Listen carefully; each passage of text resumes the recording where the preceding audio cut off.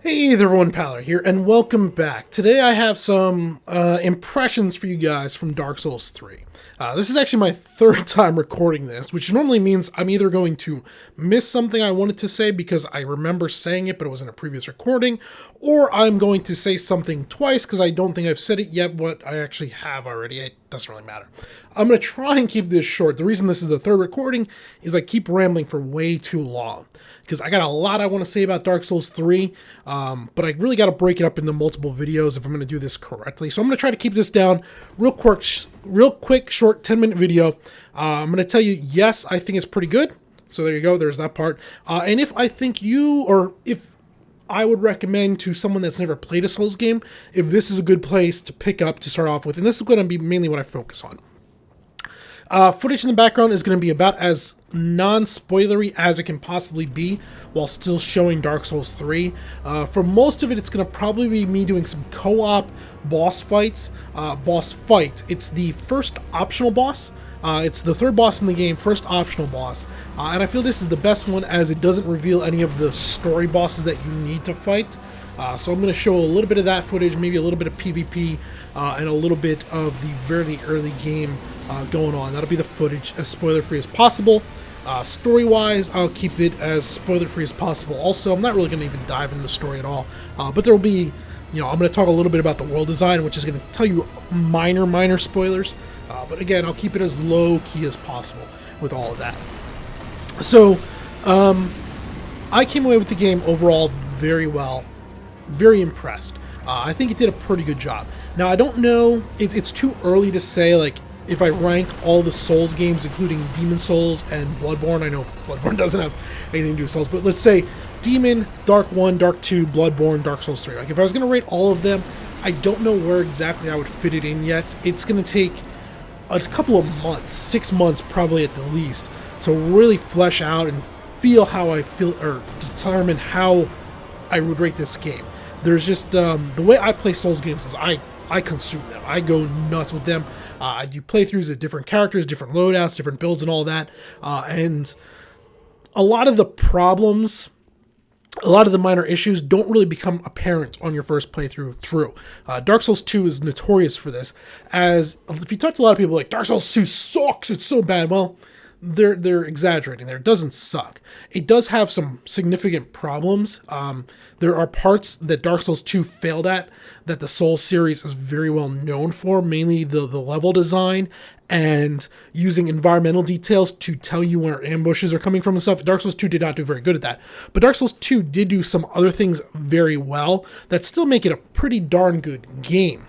But the first playthrough through, you don't actually see that, and it takes some time to learn, oh, okay, it wasn't as good as the other ones, or was as good as the other ones. So I can't say with absolute certainty this is the second best Souls game. Right now, coming off the new starry-eyed, gooey-eyed, whatever, I think I'd put it at number 2. I still think I'd put the first Dark Souls at number 1. That, though, was the first Souls game I ever really got into, so there's some nostalgia goggles going on there. I completely admit that. It's funny, if you look at it on paper, so level design, Dark Souls 1's probably a little bit better, and I'll explain a little bit of that later on. I would say level design, Dark Souls 1's still a little bit better. It's probably the best in the series, but it's better than this one.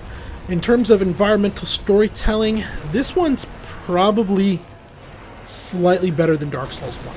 Probably slightly better than Dark Souls 1.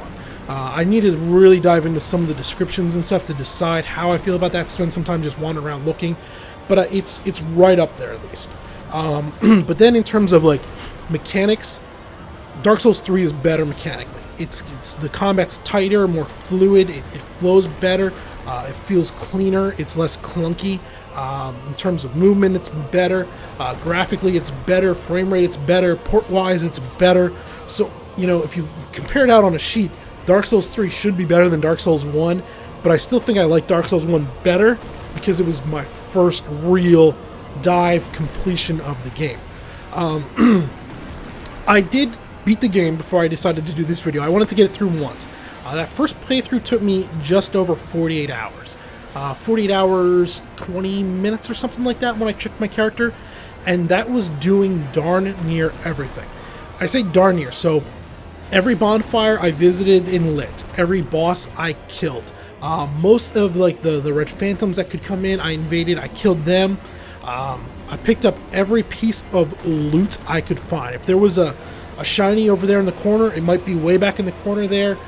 I'd go get it just to find out what it was, you know, looking for all the rare items. I looked for a lot of the hidden walls.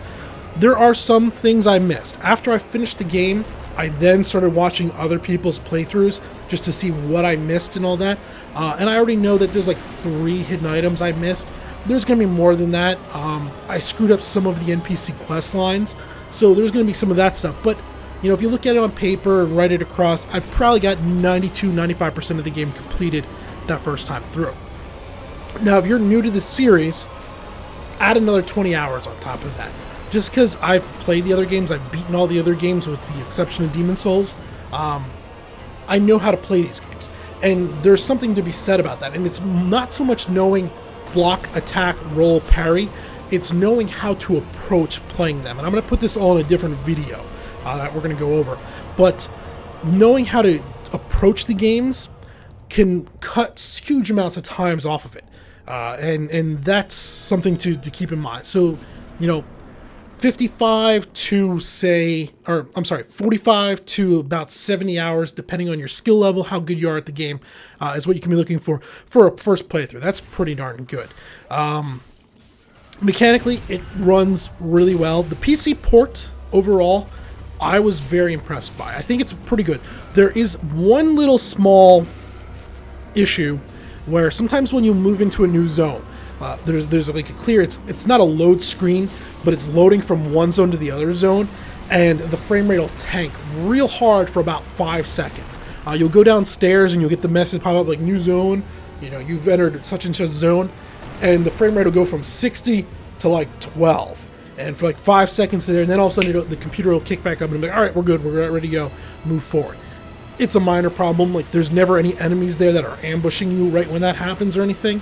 It's just, you know, it's catching up to the new zone, loading in the new zone, all that. Very minor problem. Other than it looks good, it runs well. I didn't have any crashes. I don't think it crashed once on me. The only other problem I had was the very, very first day. And this was 30 minutes after it launched. I couldn't get onto their network. Their network was being flooded. Not a real problem. They was just overwhelmed by everyone logging in for the first time. After that, it's run just great. So overall, the PC port is pretty good. The bosses.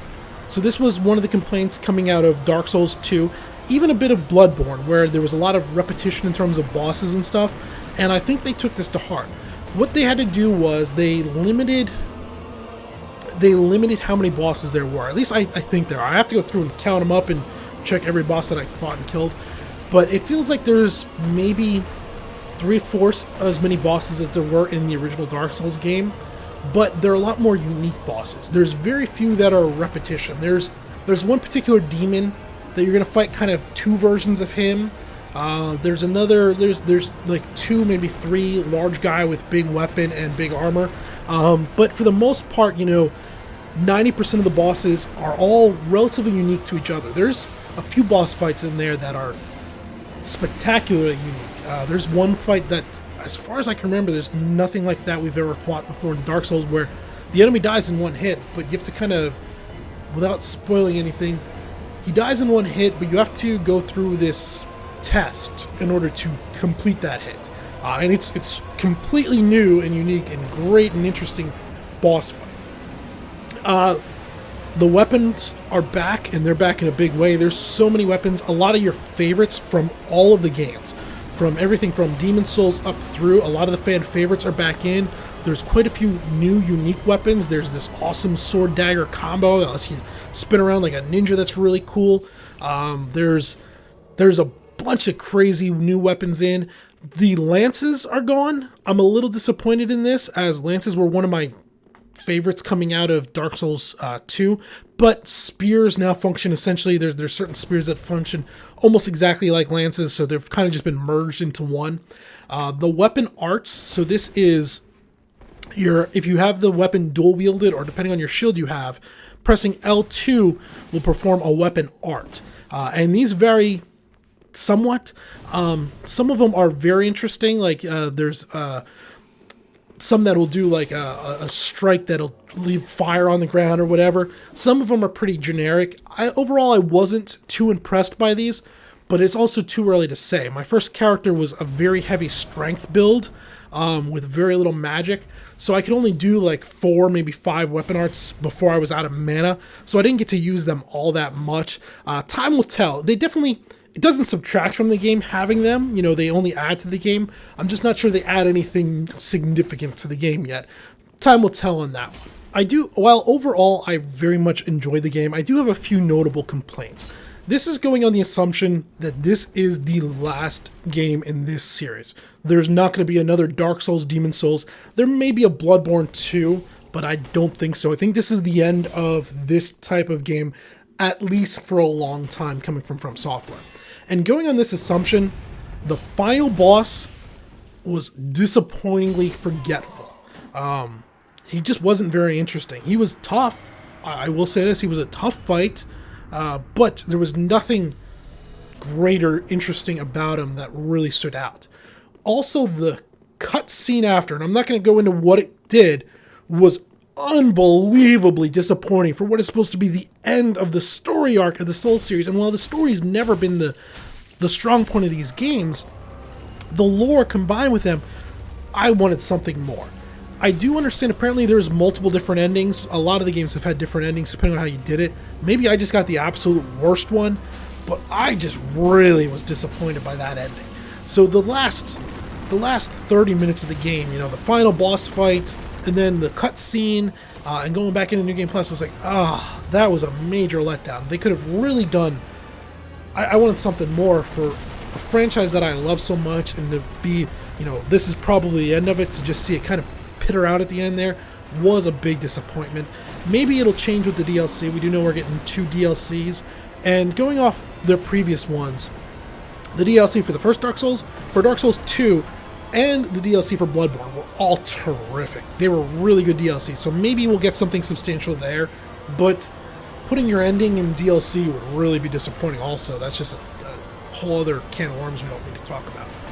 There was one other minor problem, and it's not even a problem with the game. I just went in with this wrong expectation. In one of the trailers, they show a zone. It's from the first Dark Souls. And while this zone is in Dark Souls 3, it's not in Dark Souls 3 at all how I expected it. To the point where I actually think it's just they moved the name over to a different zone. And I'm going to talk about this in a spoiler trailer later, or spoiler video later on.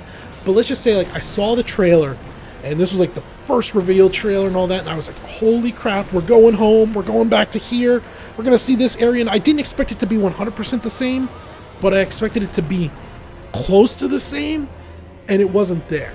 And that was like an emotional disappointment for me. Like, I was so expecting to go home and didn't get there. And once I came to that conclusion, like, oh damn, that area doesn't actually exist in game, that was a disappointment. Is that a knock against the game? Probably not so much against the game, but more knock against the marketing, poorly made teaser trailer. All in all, though, it's good. It's up there. It's well made. There's no major mechanical flaws. There's no major game design flaws. There's nothing to really keep you from playing this. And that's what I want to segue into. I already said I was going to be 10 minutes. We're at 14 minutes here. But let's talk about... So one of the common questions is going to be, if I never played a Souls game, can I start? Should I start here? And the answer is unequivocally yes. Now, I don't know if this is going to be the best Souls games for new people to learn with, but what is currently going on in the Dark Souls 3 game world is something that new players should experience if they're interested in the game. You can currently go back, you can play Dark Souls 1, Dark Souls 2, Bloodborne, and those games still hold up. But there's something that's not happening in them that is happening in Dark Souls 3 right now, and that is the community, discovery, exploring, working together. For the next 6 months, give or take, right now, there's some people that have already mastered the game, right? Clearly, they're beating it in just over an hour, or just under an hour or something. But a lot of the smaller secrets and stuff aren't known by the vast majority of the community. So as you play through the game right now, you're running into a whole bunch of messages on the grounds to explaining people to go here, look here. There's a trap hidden ahead. There's an ambush. There's an item ahead. Some of them are trolly, but a lot of them are helpful. You come across a new boss. You come up to the fog wall, and there's summon signs everywhere. I mean, there were some places where there were 25, 30 summon signs on the ground for every single boss I came across. So there's a lot of the co-op going on. There's a lot of the PvP going on, which sounds like a negative, but the counter PvP is also happening. By that I mean there's a certain covenant that if you get invaded, this other covenant will come and assist you. So there's this back and forth, really interesting elements going on. And in 6 months, it'll still be happening, but it's going to be happening to a much lesser extent. In a year, it's going to be mostly gone. So that is why I would highly recommend, if you were slightly interested in it, right now is the time to look at Dark Souls 3. If you wait 6 months, you might be able to get it cheaper, but the experience, while the core of the game is still going to be really good, you're just going to miss a large amount of that experience, which really drives what makes these Souls games so great. You can play this now, you can experience that, and then later on, if you decide you do like them, you can go back, you can play Bloodborne, Dark Souls 1, Dark Souls 2, and that experience isn't there already on them. So there's no point in missing it. I hope that makes sense what I'm trying to say. And while this one, again, might not be the best of them, it is definitely good enough and mechanically sound enough that as a new player, you can learn it. It also has a very linear starting zone, so you don't have to worry about there's some horror stories. It's my horror story. I'm sure many other people have met it. At first, I hated the Souls games, mainly because I got lost in them. I went the wrong way. So just a very brief step back for explaining this. So I bought Dark Souls. I got through the tutorial area. I died a few times in the tutorial area on the first boss. Then I finally beat him. Made it to the Firelink Shrine. And in the Firelink Shrine, there's 3 or 4 different paths you can take. This is like your main hub. 3 or 4 different paths you can take depending on if you have the key. So we'll just say there's 3. You can go into the graveyard, you can go down into the New Londo ruins, or you can go the way you're supposed to go towards the Taurus Demon. Well, the way you were supposed to go was the smallest, most inconspicuous of the paths, and I never saw it. So I ended up wandering into the graveyard, and I would fight these skeletons where I'd hit them for like 32, and it would take off less than 5% of their health. They would hit me for 180, and I had like 450 health. And I'm fighting 2 or 3 of these at a time. And you go in, you're like, oh, the game's supposed to be hard, get good.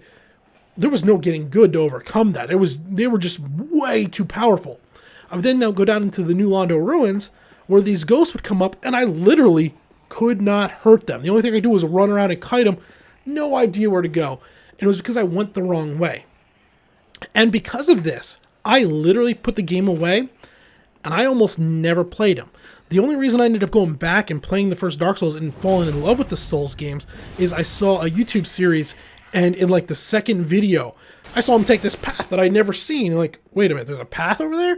Paused the video, went, launched the game up, went in that path, and all of a sudden I was killing things. I was dying a lot, but you'd kill 2 or 3, you'd make some progress, you'd learn the next trap, you'd see the next ambush, make some progress, and all of a sudden I loved the games. Well, Dark Souls 3, they learned from that.